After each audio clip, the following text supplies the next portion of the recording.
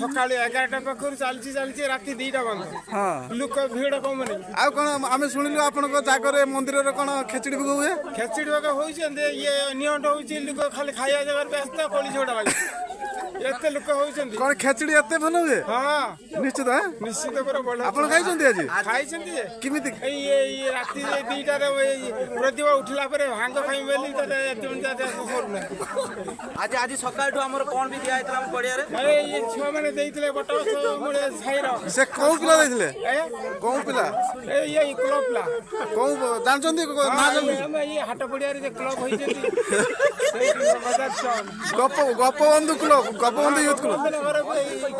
ଆଚ୍ଛା, ଗୋପବନ୍ଧୁ ୟୁଥ କ୍ଲବର ପିଲାମାନେ ଆଜି ସହଯୋଗ କଲେ, ଆପଣଙ୍କୁ କେମିତି ଲାଗିଲା? ଭଲ ଲାଗିଲା। ନିଶ୍ଚିତ ଭଲ ଲାଗିଲା। ହଁ ବଢିଆ ଲାଗିଲା।